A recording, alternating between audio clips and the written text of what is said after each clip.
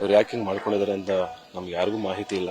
ನಾನು ನಮ್ಮ ಪ್ರೊಡ್ಯೂಸರ್ಗೆ ಬೆಳಿಗ್ಗೆ ಫೋನ್ ಮಾಡಿದ್ವಿ, ಇವತ್ತು ಮೀಟಿಂಗ್ ಇತ್ತು ನಮ್ದು. ಆ್ಯಕ್ಚುಲಿ ನಾನು 10-15 ಡೇಸ್ ಶೂಟಿಂಗ್ ಹೋಗ್ತಾ ಇದ್ದೀನಿ. ಆಲ್ರೆಡಿ ಶೂಟಿಂಗ್ ಶುರು ಆಗಿ 15 ದಿವಸ ಮುಗಿಸಿದ್ರೆ ಎಕ್ಸ್ಟ್ರಾಡಿನರಿ ಸಿನಿಮಾ ಬಂದಿದೆ. ಹೊಂಬಾಳೆ ಅವರು ನಾವು ವಿಜಯ್ ಕುರ್ಗಂದವ್ರನ್ನ ಮೀಟ್ ಮಾಡಿ ತೋರಿಸಿದ್ದಾರೆ ಅಷ್ಟೇ. ಅವರು ಕೂಡ ನಾವು ನಿಂತ್ಕೊಂಡು ಮಾಡ್ಕೊಡ್ತೀವಿ, ಆರಾಮಾಗಿ ತೋರಿಸಿದ್ವಿ, ಎಲ್ರಿಗೂ ತೋರಿಸಿದ್ವಿ. ಎಲ್ಲರೂ ನೋಡಿ ಅಷ್ಟು ಅಪ್ರಿಷಿಯೇಟ್ ಮಾಡಿ ಎಲ್ಲರೂ ಸಿಕ್ಕಾಪಟ್ಟೆ ಖುಷಿ ಪಟ್ಟಿದ್ದಾರೆ. ಸಿನಿಮಾ ಬಗ್ಗೆ ಅಲ್ಲ ಇದು, ಬಟ್ ಈ ಟೈಮಲ್ಲಿ ಸಿನಿಮಾ ಇಂದ ಅಂತಲ್ಲ ಸರ್, ಸಿನಿಮಾ ಅದಕ್ಕೂ ಇದಕ್ಕೂ ಸಂಬಂಧ ಇಲ್ಲ. ಫೈನಾನ್ಸಸ್ ಅದು ಸಿನಿಮಾ ಆದ್ಮೇಲೆ ಫೈನಾನ್ಸಸ್ ಇದ್ದೇ ಇರುತ್ತೆ.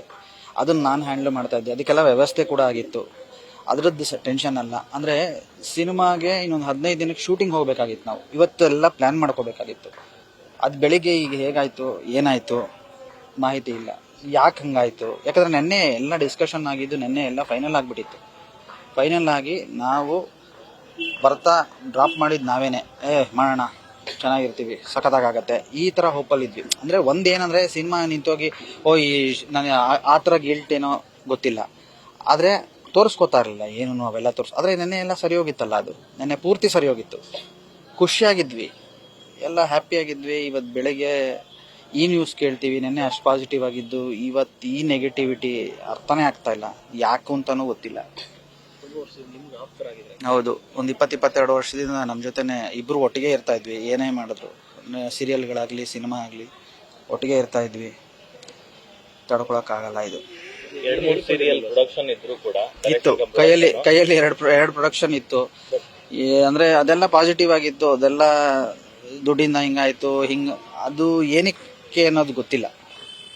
ದುಡ್ಡಿನ ಸಮಸ್ಯೆ ಬಗ್ಗೆ ಅವ್ರ ತಲೆ ಕೆಡಿಸ್ಕೊಳ್ಳೋ ಅಗತ್ಯ ಇರಲಿಲ್ಲ. ಯಾಕಂದ್ರೆ ಅದನ್ನ ನಾನು ನೋಡ್ಕೋತಾ ಇದ್ದಿದ್ದು, ನಾನು ಪ್ರೊಡ್ಯೂಸರ್ ಆಗಿರೋದ್ರಿಂದ, ನಾನು ಪ್ರೊಡಕ್ಷನ್ ನೋಡ್ಕೋತಾ ಇರೋದ್ರಿಂದ. ಅವ್ರು ಕ್ರಿಯೇಟಿವ್ ಆಗಿದ್ರು, ಅದನ್ನ ತಲೆ ಕೆಡಿಸ್ಕೊಳ್ಳೋ ಅಷ್ಟು ಇರಲಿಲ್ಲ. ಅವ್ರಿಗೆ ಏನಂತಂದ್ರೆ ಸಿನಿಮಾ ಮಾಡೋಣ, ಮುಗಿಸ್ಬೋಣ, ಈ ಥರ ಟೆನ್ಷನ್ ಇತ್ತು. ಅದಕ್ಕೆ ನಮ್ದೇ ಆದ ಒಂದಷ್ಟು ಇತ್ತು, ನಮ್ಗೆ ಹಿಂಗೆ ಬರಬೇಕು, ಹಂಗೆ ಬರಬೇಕು, ಚೆನ್ನಾಗಾಗಬೇಕು. ಇನ್ನು ಸಿನಿಮಾ ಅಂದ್ರೆ ಕನಸುಗಳಿರುತ್ತಲ್ಲ, ಅದೆಲ್ಲ ಇತ್ತು.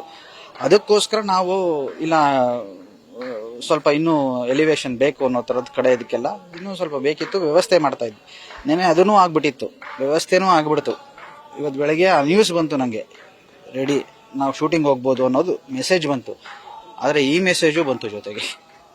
100% ಯಾವಾಗಲೂ ಅದೇ ಮಾತಾಡ್ತಾ ಇದ್ವಿ. ಯಾವಾಗಲೂ ಅದು ಸತೀಶ್ ಸರ್ ಸಿಕ್ಕಾಪಟ್ಟೆ ಸಪೋರ್ಟ್ ಮಾಡ್ತಾ ಇದ್ರು. ಅದಂತೂ ಸುಮ್ಮನೆ ನಾವು ಹೇಳ್ಬಾರ್ದು, ಏನೋ ಪಕ್ಕದಲ್ಲಿ ನಿಂತಿದ್ದಾರೆ ಅಂತ ಹೇಳ್ತಾ ಇಲ್ಲ. 1.5 ವರ್ಷದಿಂದ ಈ ಸಿನಿಮಾ ಕಾಯ್ತಾ ಇದ್ದಾರೆ ಅವರು.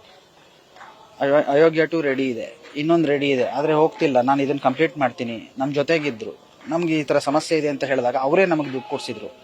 ದುಡ್ಡು ಕೊಡಿಸಿ ಅದನ್ನೆಲ್ಲ ಮಾಡಿ ಜೊತೆಗಿದ್ದು, ಜೊತೆಗೆ ನಿಂತ್ಕೊಂಡು ಧೈರ್ಯ ಹೇಳಿ ಎಲ್ಲ ಮಾಡೋಣ, ಹಿಂಗಾಗತ್ತೆ, ನಾನು ತೊಗೊಂಡು ಹೋಗ್ತೀನಿ ಸಿನಿಮಾನ ಅಂತೆಲ್ಲ ಮಾತಾಡಿ ಇವತ್ತು ಇದನ್ನ ಫೇಸ್ ಮಾಡೋದಿದೆಯಲ್ಲ, ದೊಡ್ಡ ದುರಂತ ಇದು. ಅವ್ರ ಕುಟುಂಬಕ್ಕೆ ಧೈರ್ಯ ತುಂಬುವಂತ ಕಾರ್ಯ ಆಗತ್ತೆ. ಅದೆಲ್ಲ ಮಾಡೋಣ ಸರ್, ಅದೆಲ್ಲ ಮಾಡೋಣ, ಅದು ಜೊತೆಗೆ ನಿಂತ್ಕೋತೀವಿ, ಅದೆಲ್ಲ ಮಾಡ್ತೀವಿ. ಆದರೆ ಈ ಲಾಸ್ನ ಯಾರು ಮಾಡ್ತೀವಿ? ಸೊ ಸಿನಿಮಾನ ನೀವೇ ಕಂಪ್ಲೀಟ್ ಮಾಡಿ ಖಂಡಿತ ಮಾಡ್ತೀವಿ. ಅದಂತೂ ಅದು ಕನಸಾಗಿರೋದ್ರಿಂದ ಅವ್ರದ್ದು ಕಂಪ್ಲೀಟ್ ಮಾಡಿ ರಿಲೀಸ್ ಮಾಡೇ ಮಾಡ್ತೀವಿ. ದೊಡ್ಡ ಮಟ್ಟಕ್ಕೆ ಆಗತ್ತೆ ಅನ್ನೋ ಕಾನ್ಫಿಡೆನ್ಸು ಇದೆ. ಇದಾಗಬಾರ್ದಾಗಿತ್ತು ಅಷ್ಟೇ.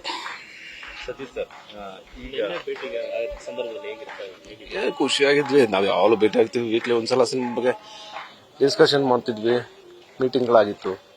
ಎಲ್ಲ ಟೆಕ್ನಿಷಿಯನ್ಸ್ ಸಿಕ್ಕಾಪಟ್ಟೆ ಎಫರ್ಟ್ ಹಾಕಿದ್ದಾರೆ.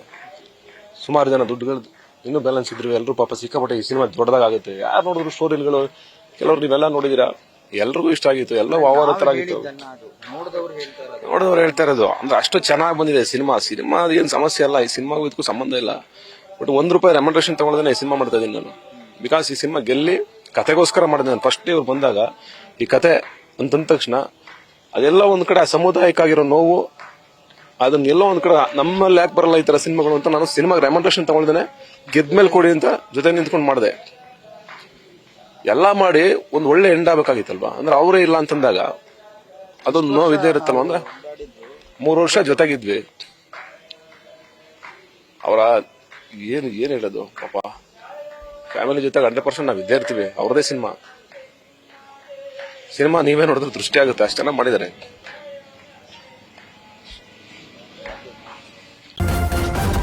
ನ್ಯೂಸ್ ಫಸ್ಟ್, ನಿರ್ಭೀತಿಯಿಂದ ನಿಮ್ಮ ಪರವಾಗಿ.